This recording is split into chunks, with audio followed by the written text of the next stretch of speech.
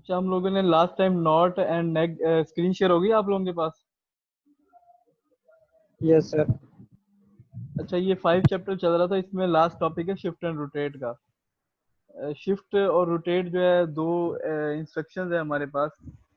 इसमें मुख्तलिफ टाइप्स हैं। शिफ्ट लेफ्ट, शिफ्ट जो है राइट होती है, और इसी तरह rotate left, rotate right right. और इसमें कुछ और भी होती हैं, जैसे कि टेबल आ जाता है आगे, वो दिखाते हैं आपको।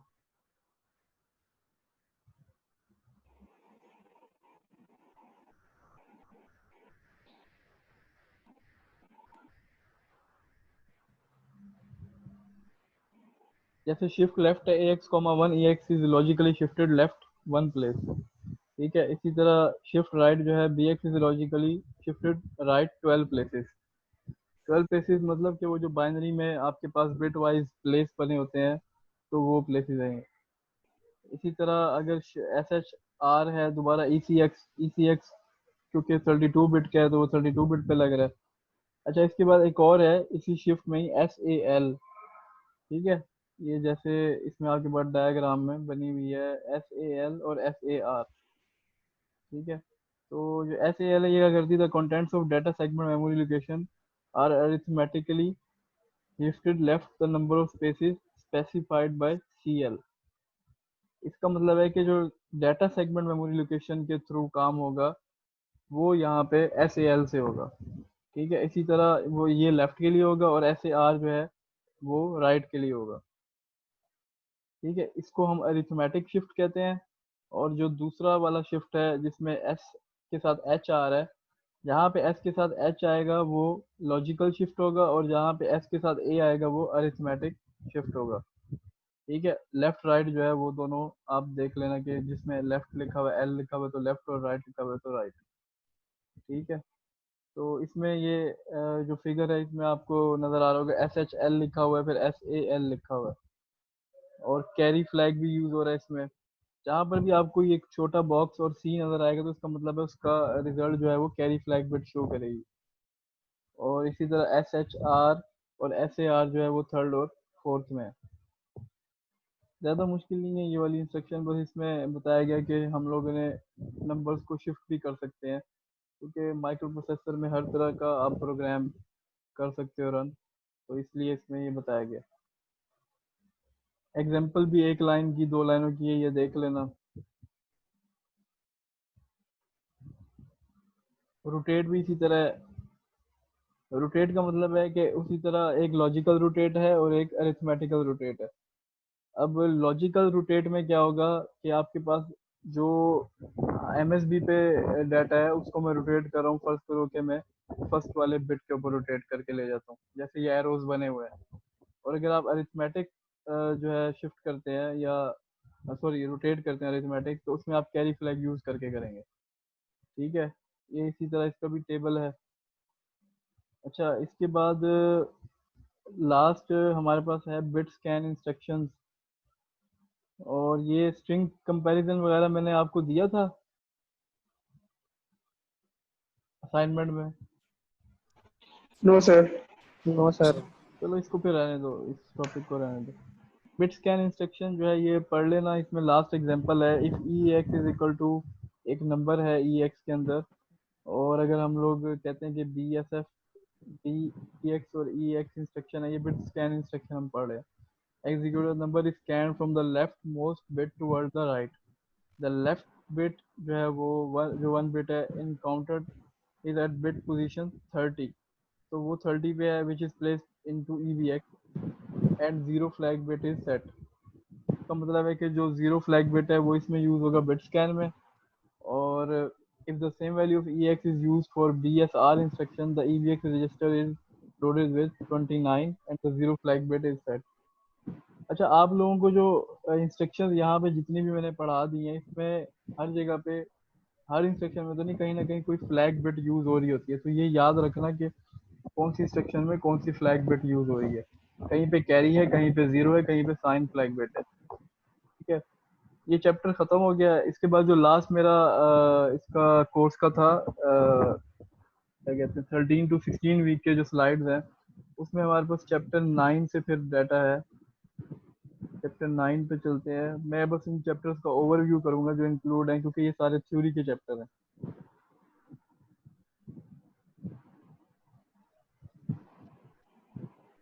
इसमें आपको जो पूरा एक 8086 माइक्रो प्रोसेसर है, मैक्सिमम और मिनिमम मोड में उसकी पिन्स डिफाइन की गई हैं।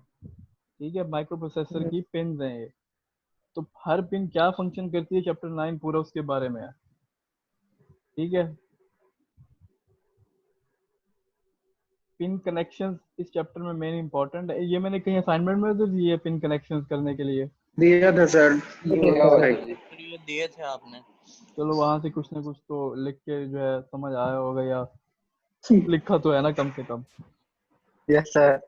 इसमें कुछ भी नहीं है, बस जो पिन, हर पिन है ना जो बनी हुई है आपकी फिगर में, इसमें उन पिन के फंक्शंस जो हैं वो डिफाइन किए गए हैं। कोई एड्रेस पिन है, ठीक है, कोई डाटा पिन है, इसी तरह रेडी है, रीड पिन है, इंटरप्ट पिन होती हैं, टेस्ट है, ठीक है, नॉन मास्केबल इंटरप्ट है, रीसेट है। इनके बारे में सब जो है वो आपके पास छोटी छोटी एक फंक्शनैलिटी है कि ये पिन क्या कर रही है। ठीक है, ये अब पूरा तो याद नहीं रखा जा सकता कि हर पिन क्या फंक्शन कर रही है, लेकिन ये है कि आपको ये फिगर और इसकी पिन्स याद होनी चाहिए। वैसे तो पेपर जिस तरह कौन है वो तो देख के ही करना है, लेकिन जो है अगर कोई पिन के बारे में फंक्शन का पूछ ले तो फिर आपको ढूंढना पड़ेगा और उसको लिखना पड़ेगा सही। ठीक है, इसी तरह इसमें दो तरह की थी, मैक्सिमम मोड पिन्स और मिनिमम मोड पिन्स। वो थोड़ी डिफरेंट होती हैं। एक में जो है वो स्टेटस बिट आ जाती हैं मैक्सिमम मोड में, और कुछ और भी अलग आती हैं, रिक्वेस्ट और ग्रांट। ठीक है, इनके फंक्शंस जो हैं वो आपने लिखे भी होंगे। इसी तरह एक क्लॉक जनरेटर होता है। हर चीज़ जो है यहाँ पे माइक्रो प्रोसेसर में सिंक्रोनाइज है। आपके पास जो अगर कभी पीसी का ये जो डब्बा है खोला हो डेस्कटॉप कंप्यूटर का, उसमें एक क्लॉक लगी होती है जहाँ पे हमने सेल लगाया होता है। तो ये वही चीज़ है। तो इसको ये सिंक्रोनाइजेशन के लिए और हर तरह का जो भी काम हो रहा है माइक्रो प्रोसेसर प्रोग्रामिंग में, फंक्शनैलिटी में, वो सब क्लॉक के थ्रू हो रहा है। या क्योंकि अगर टाइमिंग के लिहाज से कुछ नहीं होगा तो फिर काफ़ी चीज़ों की गड़बड़ हो जाती है। तो ये उसी के बारे में फिर क्लॉक जो एक पूरा वहाँ पे आईसी है छोटा सा, उसके बारे में यहाँ पे बताया गया कि उसकी पिन्स क्या होती हैं। ठीक है, उसके पिन फंक्शंस ये असाइनमेंट में थे, क्लॉक के पिन फंक्शन। नहीं सर, ये नहीं था। एक नो चीज सर।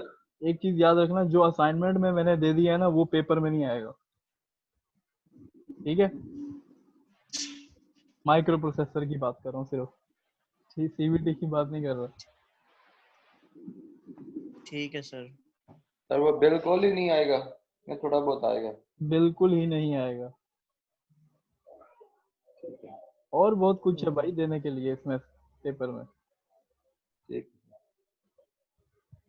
तो अच्छा, इसके बाद क्लॉक का ये ऑपरेशनल डायग्राम है। इस तरह की डायग्राम जो है वो मुश्किल है कि पेपर में हो। ठीक है, तो ये बस आपकी इंफॉर्मेशन के लिए मैंने हाईलाइट की हुई है। बाकी ये थ्योरी है जो है ये इसकी फंक्शनैलिटी पढ़ लेना अगर आपको इंटरेस्ट है तो बस ये पता होना चाहिए कि क्लॉक क्या है और उसका क्या जो है ऑपरेशन है, एक छोटा सा मिनिमम लफ्जों में कि क्या करें। ठीक है, चैप्टर में और भी कुछ, हाँ ये टाइमिंग। अच्छा, जो बस हमारे पास बसेस लगी हुई हैं जो डाटा को हर जगह पे जितने भी आपके पास कनेक्शन है वो बस के थ्रू हो रहे हैं डाटा को ट्रांसफर करने के लिए। ठीक है, तो उसकी भी एक टाइमिंग है, उसका ऑपरेशन भी है। हम लोग शुरू में पहले चैप्टर में बसेस के बारे में थोड़ा सा पढ़ा था, एक डायग्राम भी थी अगर याद हो आप लोगों को। तो टाइमिंग के बारे में उसकी एक पूरी टेक्निक है। एक बस का साइकिल है, फिर उसके अंदर टाइम स्लॉट डिवाइड हुए होते हैं। ठीक है, और एड्रेस और डाटा उसके अंदर एक स्लॉट में पूरा क्या कहते हैं आप कि स्लॉटेड वाइज डिवाइड होता है। एक अगर टाइम का एक स्लॉट है तो उसके अंदर एड्रेस और डाटा दोनों जो है वो डिफाइन किए गए होंगे। ठीक है, और राइट की कमांड क्या करी होती है, एक जगह से डाटा अगर हमने रीड किया है तो दूसरी जगह पे हमने उसको राइट करना है तो WR कमांड राइट करी होती है। ठीक है, तो ये भी सब थ्योरी का पार्ट है। कुछ टेक्निकल है टाइमिंग में। वो ये जो पैराग्राफ सामने नजर आ रहा है ना हाईलाइटेड हुआ हुआ, लास्ट 3 पैराग्राफ, ये जरूर पढ़ना, ये इंपॉर्टेंट है टाइमिंग में। ठीक है,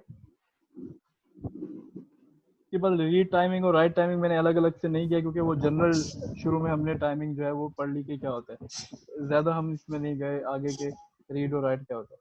अच्छा, इसमें एक और चीज़ है, रेडी एंड वेट स्टेट। जब आपके पास एक इंस्ट्रक्शन आई है, उसके बाद वो अभी प्रोसिक्यूट नहीं हुई तो एक और आ गई है, तो फिर एक वेट स्टेट का जो है हमारे पास यहाँ पे कॉन्सेप्ट है कि हमने उसको कुछ देर के लिए वेट कराया है और फिर उसको आगे प्रोसेस किया टाइम स्लॉट में। ठीक है, तो ये रेडी और आर डी वाई ये इंस्ट्रक्शन है, ये काम कर रही होती हैं। ठीक है, तो इनकी ये 2 डायग्राम सिलेबस में इंक्लूड है और ये भी इंपॉर्टेंट चीज़ें हैं, इनको भी देख सकते हैं।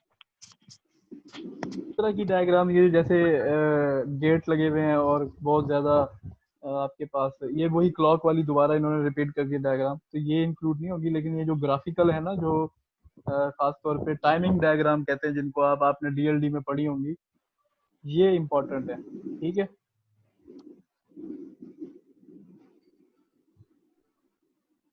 इसके बाद ये तो मैंने असाइनमेंट में दे दिया था शायद, मैक्सिमम और मिनिमम मोड। ठीक है, ये यस सर। चैप्टर जो है हमारा एंड हो गया यहाँ पे। इसके बाद हम डायरेक्टली चैप्टर 10 पे जाते हैं। 10 मेमोरी इंटरफेस है। आपके पास, आपको पता है कि माइक्रो प्रोसेसर से क्या क्या कनेक्ट था, आईओ और मेमोरी। सही है, शुरू में हमने एक डायग्राम पढ़ी थी, बेसिक डायग्राम। इसमें माइक्रो प्रोसेसर से 2 चीजें कनेक्ट होती हैं, क्या क्या, माइक्रो प्रोसेसर से मेमोरी और माइक्रो प्रोसेसर से आईओ, इनपुट आउटपुट डिवाइसेस। तो ये मेमोरी का जो चैप्टर है 10 वाला, ये भी उसी का एक आगे फर्दर जो डिटेल है। इसका जो आपने डाटा सारा करना है वो स्लाइड से करना है। ठीक है, जो मैंने स्लाइड में इंक्लूड किया हुआ है।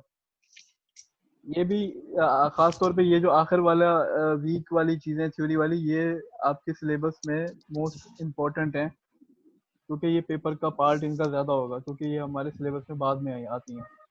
ठीक है, तो ये एड्रेस कनेक्शन, डाटा कनेक्शन, ये इनपुट आउटपुट डिवाइस की अब एक आपके पास एक डायग्राम है। जो डायग्राम्स के कैप्शन को मैंने हाईलाइट किया वो डायग्राम इंक्लूड भी है और इम्पोर्टेंट भी है। ठीक है, तो आप जब तक कैप्शन को नहीं देखोगे और अगर मैंने कोई सवाल में पूछ लिया कि ये वाली डायग्राम बना दो, मैं ये तो नहीं कहूंगा कि फिगर 10-1 बना दो, मैं उसके कैप्शन से कहीं ना कहीं कोई चीज उठा के पूछूंगा कि ये वाली डायग्राम मुझे बना दो। तो आपको याद होना चाहिए कि कौन सी डायग्राम में क्या था और उसका कैप्शन क्या है, तो फिर आपको आसानी होगी ढूंढने में। ठीक है, तो एड्रेस कनेक्शन है और आउटपुट इनपुट कनेक्शन है। ये अब एक कोई आईओ डिवाइस है, उसकी जो है पिंस है। ठीक है, उसमें एड्रेस कनेक्शन होंगे, आउटपुट इनपुट कनेक्शन होंगे, उसमें 3 और पिंस होंगी, एक सिलेक्ट, एक रीड और एक right. Address connection, selection connection, control connection, ये सब आपकी जो स्लाइड्स मैंने दी हुई है उसमें शॉर्ट करके सब लिखा हुआ है, तो वो आपको पढ़ना है सारा। ठीक है, इसी तरह से रोम मेमोरी, ये कुछ पुरानी चीज़ें हैं, आप लोग कहीं पे पढ़ा होगा कंप्यूटर वगैरह के किसी कोर्स में। इसी तरह स्टैटिक रैम डिवाइसेस, इनकी डायग्राम जो हाईलाइट है वो इंक्लूडेड है सिलेबस में, इंपॉर्टेंट है, पहले भी बता चुका हूँ मैं। इसी तरह डी रैम, डायनेमिक रैम, सब जो है सिर्फ इंफॉर्मेटिव टाइप की चीज़ें हैं, थ्योरी वाले पार्ट हैं ये अब।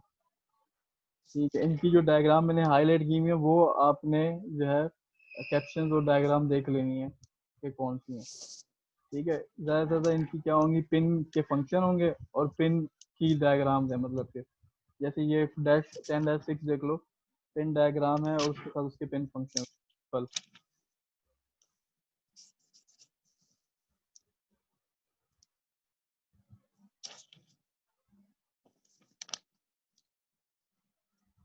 इस तरह की होती है रैम, देखिए कभी निकाल के।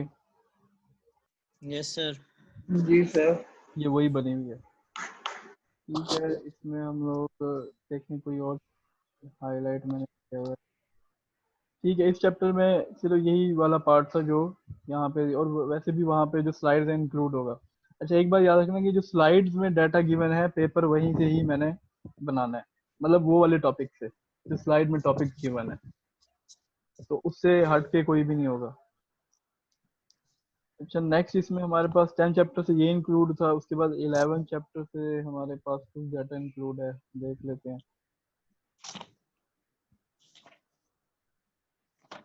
ठीक है, आईओ इंस्ट्रक्शंस के बारे में वहाँ पे स्लाइड्स में जो है वो शॉर्ट में डाटा सारा गिवन है यहाँ पे, क्योंकि जहाँ पे मैंने हेडिंग को हाईलाइट किया हुआ है तो इसका मतलब है कि आप उनको स्लाइड्स में देख लो, वहाँ पे उसको शॉर्ट में थ्योरी जो है वो गिवन होगी। ठीक है, तो इनपुट आउटपुट इंस्ट्रक्शंस जो हैं उसमें आसान सी काफ़ी इंस्ट्रक्शन आती हैं, एक आई एन है और एक ओ यू टी आउट है। तो इन ए एल पी 8 का मतलब है कि पोर्ट 8 जो है वो यूज होगी और इनपुट दिया जाएगा ए एल को, पोर्ट 8 से जो भी डाटा है वो ए एल में चला जाएगा। इसी तरह इन ए एक्स का मतलब कॉमा पी 8 है, पोर्ट 8 से डाटा ए एक्स में चला जाएगा। ये अब हम इनपुट आउटपुट डिवाइसेस के ऊपर आ गए। ठीक है, अच्छा इसमें दो टाइप होती हैं, isolated and memory mapped IO, ये भी इम्पोर्टेंट है। आपके जो आखिरी वाले जो स्लाइड्स हैं उनमें जो थ्योरी का पार्ट है वो सारा इम्पोर्टेंट है, फिगर्स जो मैंने इंक्लूड की हुई हैं, हाईलाइट की हुई हैं। ठीक है, इसी तरह personal computer IO map, basic input and input interfaces, ये सब चीज़ें कंप्यूटर से जो इनपुट आउटपुट डिवाइसेस में रिलेट करती हैं। इंफॉर्मेटिव है तो पढ़ लो तो समझ आ जाएगा, इतनी ज़्यादा टेक्निकलिटी नहीं है कुछ। अच्छा ये एक आईओ मैप है, एक आपका कह सकते हो many of the fixed IO areas. ठीक है, hard disk, floppy disk, input output devices के बारे में ये सब एक स्टैक की टाइप की डायग्राम है।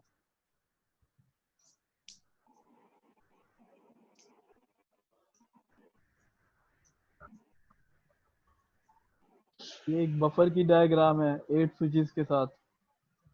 ठीक है, ग्राउंड दिया हुआ है इसको, सॉरी क्या कहते हैं, वीसीसी वोल्टेज दिया हुआ है और 8 स्विच लगे हुए हैं इसमें, डाटा बस कनेक्शन है।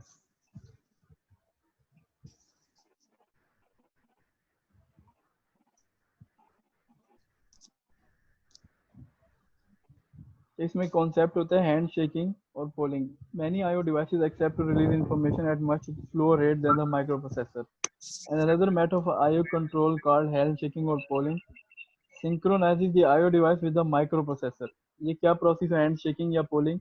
ये IO डिवाइस को माइक्रोप्रोसेसर से सिंक्रोनाइजेशन में काम आता है। इसकी एग्जांपल क्या है? Hand shaking is a parallel printer that prints a few hundred characters per second. It is obvious that the microprocessor can send more than a few hundred CPS to the printer.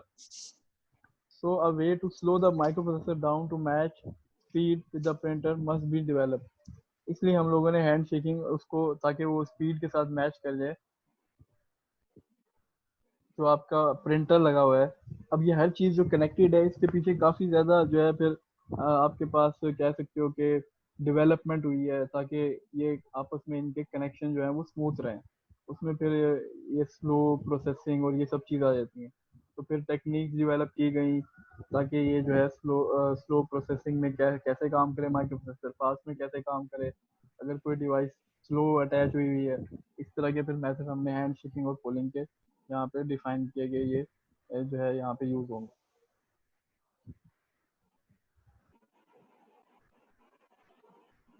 11 chapter में भी यही include था। आप ये जो आखिरी वाले 10 और 11 चैप्टर हैं इनको खास तौर पे आप लोग स्लाइड्स में ज़रूर देखना, वहाँ से आपको ज़्यादा जो है वो प्रिसाइज लिखी हुई हैं चीज़ें और शॉर्ट लिखी हुई हैं तो समझ आ जाएंगे, क्योंकि थ्योरी का पार्ट काफ़ी ज़्यादा है इन चैप्टर्स में। इसके बाद मैंने चैप्टर 12, किसी ने स्लाइड देखी है? लास्ट वाला स्लाइड जो फाइल है। No sir. मैंने इंटरप्ट को कहीं पे असाइनमेंट में दिया था? No sir.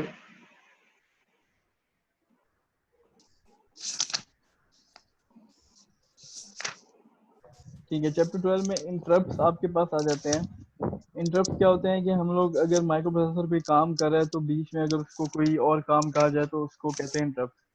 ठीक है, तो इसको पर्पस ऑफ इंटरप्ट्स क्या है? Interrupts are particularly useful when interfacing IO devices that provide a required data और relatively low data transfer rate. We show a keyboard example using stopped input operation. In that example, software called the 82C55, ये ICs के नाम होते हैं, कहीं पे ये आ रहा होता है ना ऐसे 782C 82C5 IC के नाम है जो मुख्तलिफ कंपनीज बना रही होती हैं। So if person is using the keyboard typed 1 character per second, the software for the 8 to C5 waited an entire second between each keystroke for the person to type another key. ठीक है, keyboard interrupt एक आया, फिर main program था तो उसको wait करना पड़ता है, फिर एक और इंटरप्ट आ गया. The process This process was such a tremendous waste of time that designer developed another process, interrupt processing, to handle this situation. ये भी अगर हमें टाइम के डिलेज को ख़त्म करना था तो ये एक और प्रोसेस यहाँ पे डेवलप किया गया इंटरप्ट का. तो ये पूरा चैप्टर ही उसके बारे में मैंने यहाँ इसके वैसे काफ़ी कम चीज़ें इंक्लूड की होंगी. इंटरप्ट की सिर्फ टाइप इंक्लूड की होंगी, आप देख लेना उसमें जो स्लाइड्स हैं कि कितनी टाइप के इंटरप्ट्स हैं और उनके बारे में क्या फंक्शंस हैं, उनकी फंक्शनैलिटी क्या है. उसके बाद इंटरप्ट के कुछ इंस्ट्रक्शंस हैं वो इंक्लूड किए हैं और real mode operation, protected mode operation include. Flag bits आ जाते हैं इंटरप्ट के. उसके बाद आगे मैंने इसको 12-1 तक बेसिकली इसको मैंने इंक्लूड किया हुआ सिलेबस में इंटरप्ट को. ठीक है, ये आप लोग वहाँ पे जो लास्ट वाला फाइल है स्लाइड्स का 13 to 16 वीक वाला, उसमें ये देख लेना. अब सर बताओ कोई इसकी सवाल है 18 कोई टाइप है जो पेपर के बारे में? क्या इसकी हमारे पास जो है ना यहाँ पे ये डेडिकेटेड इंटरप्ट यहाँ पे हमारे पास 18 टाइप की हैं, वो सारी करनी है. जितनी भी टाइप्स हैं यहाँ पे, ठीक है, ये वाली टाइप, जी हर टाइप तो आपको वहाँ पे तो नंबर है ना, आपको पता ना चाहिए कि 13 टाइप की क्या करती है, बस 14 टाइप की क्या करती है, टाइप 9 इंटरप्ट क्या करती है, इस तरह. यानी कि सिर्फ थोड़ा थोड़ा कंसेप्ट में है. हाँ,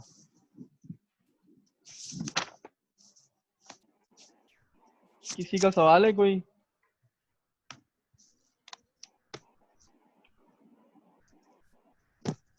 नहीं तो फिर सीबीटी की तरफ चलें, इसको फिर एंड करें सर इसकी सेशन. लैब का कोई है खबर? लैब कौन कराता है? वो हाफिज हाफिज अहमद अहमद साहब साहब है सर. उन्होंने सर कल सेशन लेना है, उनसे बात हुई थी, उन्होंने कहा था कि मैं कल सेशन लूंगा, मैं सीआर को इन्फॉर्म कर दूंगा. कल सेशन होगा उनका थर्सडे वाले दिन. तो उसके अंदर उन्होंने डिटेल बतानी है कि मैंने कैसे वाइवा वगैरह लेना है और कैसे लैब जो है आप लोगों ने करनी है, और सारा ओवरव्यू देना है उन्होंने कल. वाइवा भी लेंगे हैं, लैब एक लिए सिर्फ वाइवा के लिए तैयार है. उन्होंने कितने सेशन लिए हैं लैब्स लैब के? एक नहीं है, सर सिर्फ 2 सेशन हुए हैं मेरा ख्याल है, 1 या 2. एक हुआ है सर दो. बस. 1 हुआ है. नहीं दो हुए, सॉफ्टवेयर दो वगैरह सेशन हुए हैं. सॉफ्टवेयर वगैरह पे यूज कर रहे थे लैब, वो कर लिया? सर कहाँ, अभी तो इंट्रोडक्शन दिया था उसका, वो भी कुछ समझ नहीं लगी थी, कहते बाद में कराऊंगा, फिर उसके बाद उन्होंने सेशन ही नहीं लिया. सर उन्होंने सिर्फ हमें कील डिवीजन के अंदर हेक्स फाइल जनरेट करना सिखाई थी, और अभी मतलब कि हम लोगों ने आगे काम नहीं किया था. तो सर कह रहे थे कि वो एक लैब थी जो हार्ड फॉर्म में हो रही है, सॉफ्ट फॉर्म में वर्क नहीं कर रही थी. तो इस वजह से जो है बहुत सारी लैब्स ऐसी हैं, तो फिर मैंने सोचा कि जो लैब्स हो सकती हैं सॉफ्ट फॉर्म में वो आपको समझा देंगे, और बाकी जो हार्ड फॉर्म वाली है वो भी उनका मैं सोल्यूशन दे दूंगा आप लोगों को. अच्छा, मैं उनसे कह दूंगा जो है मैनुअल्स होते हैं इनके ना लैब के, एक तो मैनुअल आप लोगों को वैसे दिया जाता है करने के लिए, एक मैनुअल्स होते हैं जो पूरी लैब मतलब उसमें डिफाइन होती है कि ये ऐसे करनी है. तो मैं वो किस जो सॉफ्टवेयर वगैरह के होते हैं मैनुअल, सॉफ्टवेयर मैनुअल्स कहते हैं उनको, वो मैं उनसे कह दूंगा अगर वो हैं तो वो शेयर कर देंगे ताकि आप फिर उसको खुद ही प्रैक्टिस कर लो.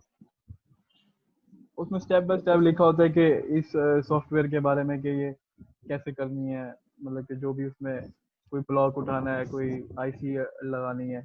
वो कौन सा सॉफ्टवेयर कौन सा यूज कर रहे हैं? कील डिवीजन एंड प्रोटीज है. हाँ, प्रोटीएस वगैरह पहले यूज किया. जी सर.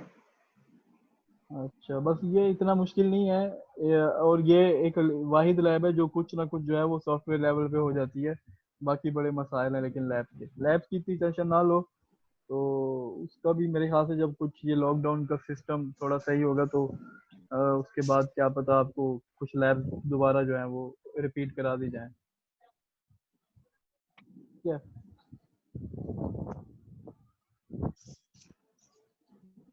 और कोई सवाल किसी का?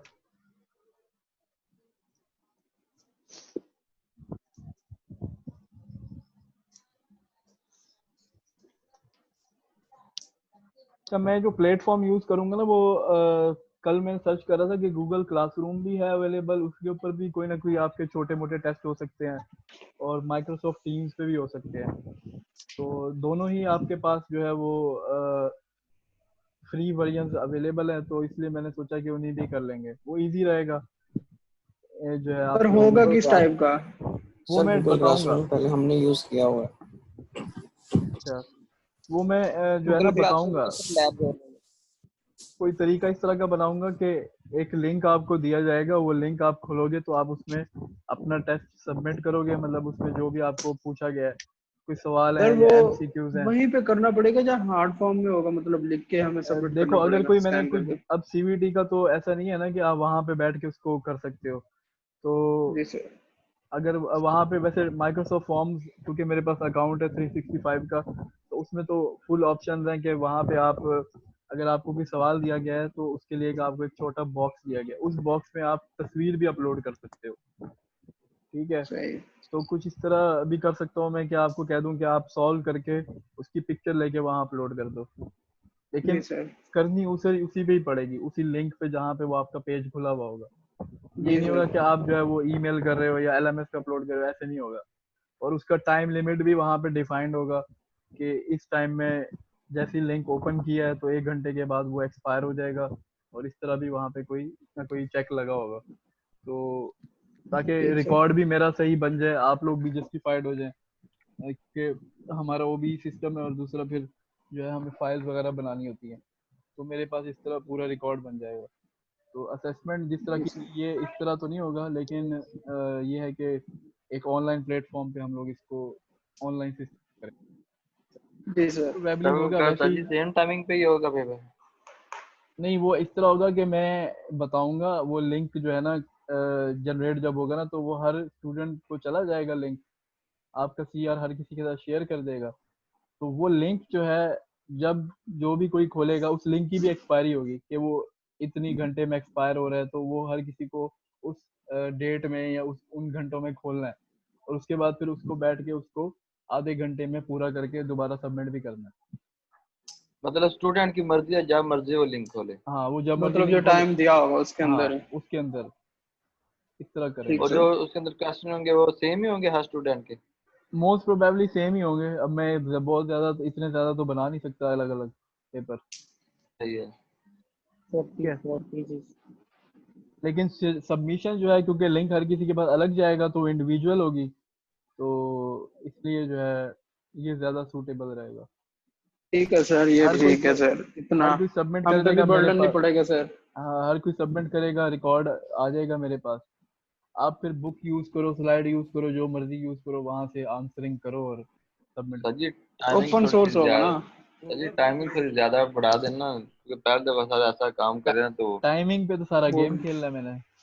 ढूंढने में भी टाइम लगेगा सारा सर हमें, ढूंढने फिर में टाइम लिखने में लगता टाइम है, लगेगा। हाँ, तो लिखने इसलिए में टाइम। ये इसलिए तो कह रहा हूँ कि इनको पढ़ लो, याद ना करो लेकिन पढ़ लो। सर ये नेट पे सर वो अवेलेबल पढ़ है तो रहे हैं कि लेकिन बताओ, ये मतलब देंगे क्वेश्चन आप है पेपर? किस जगह पे? क्या जी? मैंने सर कहा ये चीज मतलब जो, बताओ, पढ़ने से तो क्वेश्चन है किस जगह पे, हम लोग सिर्फ ढूंढे और लिखे। तो मैं यही तो सर कह रहा आप हूँ, हवाला दे दीजिएगा नीचे। हवाला तो कोई नहीं देना है। जब सारा कुछ तुम्हें डाटा गिवन है तो फिर इसमें हवाला रह क्या जाता है, सिर्फ ठीक है। ढूंढना है तो और सर लिखना वो है। ढूंढने में जो टाइम आया होगा, फिर आप हवाला दे देंगे, आसानी हो जाएगी ना थोड़ी सी। सर वही पेज नंबर बता दें आप। हाँ, पेज सर नंबर बता जैसे दो। टाइम का हवाला दिया वैसे दे देना। पेज नंबर गलत बता दूंगा मैं।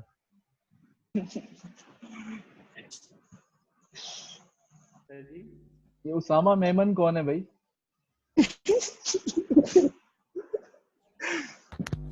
पैटर्न तो बता दी कितने क्वेश्चन होंगे? यार अभी डिसाइड नहीं किया क्वेश्चंस वगैरह का ना, आपके जो है ना, मेरे मुताबिक कुछ 30 नंबर्स रह गए हैं बाकी ना, 30 नंबर। ठीक है, तो अब देखो, शायद एक 10 नंबर का ना मैं एक छोटा सा बना के ना वो ले लूं पहले, ताकि आप लोगों को प्रैक्टिस हो जाए इस चीज की, जी सर। और उसके बाद फिर 20 नंबर का एक और जो लास्ट में लूंगा, वो ऐसे ही बस देख लो, कुछ सवाल बना देंगे 5-5 नंबर के या 10-10 नंबर के जैसे। तो होने कब है? जी, ईद की बात होंगे। डेट बता दें सर। डेट बता देना। ईद के बाद रिलैक्स रहो, कोई इतना इशू नहीं है, ईद के बाद इंशाल्लाह। नहीं सर वो और फिर टीचर्स के भी है ना फिर आगे इस तरह हम कहेंगे उस हिसाब से फिर इसकी भी तैयारी करें। अच्छा अच्छा, हमारे पास 15 अगस्त 14 अगस्त आगे कुछ डेट रह गए। 14 अगस्त को तो इन्होंने हमें क्या है कि रिजल्ट सबमिट कर दो, हालांकि वो 10 से 16 का टाइम है एग्जाम लेने का। अभी लोग कह तो रहे हैं कि पॉलिसी आपने बनाई है उसमें लिखा हुआ है 10 से 16, और अभी एग्जामिनेशन है कि 14 अगस्त तक रिजल्ट सबमिट कर दें। तो हम इंशाल्लाह ये देखो जो मंडे आ रहा है ना 10 अगस्त, जी सर। ये जी 10, सर 11 और 12 की डेट में हम देखेंगे। चलें फिर ठीक हाँ है। ठीक है सर, मैं बाकी का आपको ना हो जाएगा ईद के इस बाद वाला डेट जो में। वीक है ना, ईद के बाद वाला जो वीक है उसमें मैं आपको आगे डेट बता दूंगा, डेट बता दूंगा। मैं ईद की छुट्टियों में वो एक छोटा वाला जो एक 10 नंबर का लेना है वो बस बना लूंगा पहले, ठीक है। ठीक सर। वो आपको लिंक भेज दूंगा इंशाल्लाह। 14 अगस्त से पहले करें, नहीं सॉरी 7 अगस्त, 6-7 अगस्त में वो दे दूंगा, ठीक है। जी सर ठीक है। और उसके बाद अगले वाले वीक में जो है वो फिर हम मेन वाला जो है 20 नंबर का वो कर लेंगे। दोनों ठीक इकट्ठे सर। ही आप सेंड करेंगे? जी मतलब दोनों माइक्रो प्रोसेसर और सीवीडी की एक ही रोज आप हम सेंड करेंगे ना, एक ही रोज में भी वापस से? नहीं, दोनों पे जो है वो अलग अलग बनेंगे, ठीक है टेस्ट अलग अलग होंगे, लिंक भी अलग अलग होंगे ना। ठीक है ठीक है। उसमें बस ये है कि आप लोग, मैं देख लेता हूँ प्रॉपर उसका तरीका ना, आप लोग अपना नेम रोल नंबर वगैरह भी वहाँ पे एंटर करोगे, और प्रॉपर जो है वो वहाँ पे कोई मतलब कि ताकि सबमिट करो तो पता हो कि किसने किया, और उसके नंबर भी फिर उसी के ही लगे। तो जी इस तरह, सर। हाँ, या ईमेल आईडी या इस तरह से फिर कोई आप प्रॉपर वो यूज़ करना, ये नहीं कि किसी की फेक मेल आईडी या नाम चेंज करके यूज़, इस तरह का नहीं करना, नहीं तो फिर किसी ना किसी के नंबर या कोई मसले पड़ेंगे, ठीक है। ठीक है सर। ठीक है सर। ठीक है, ये मीटिंग एंड करते हैं। माइक्रो प्रोसेसर वाले अगर कोई हैं तो वो रिपीट करें तो चले जाएं, फिर हम इंशाल्लाह वो शुरू करते हैं दूसरी बार, ठीक है। सर इसी को एक्सटेंड कर दें, ये नहीं फिर ज्वाइन होगी करना एक्सटेंड, पड़ेगा। एक्सटेंड नहीं होगी, ये टाइम खत्म ठीक हो है रहा है, 1 सर। मिनट रह गया मेरे पास, ठीक। चलो ठीक है सर। तो फिर मैं देता हूँ लिंक देता हूँ दूसरा। ठीक है।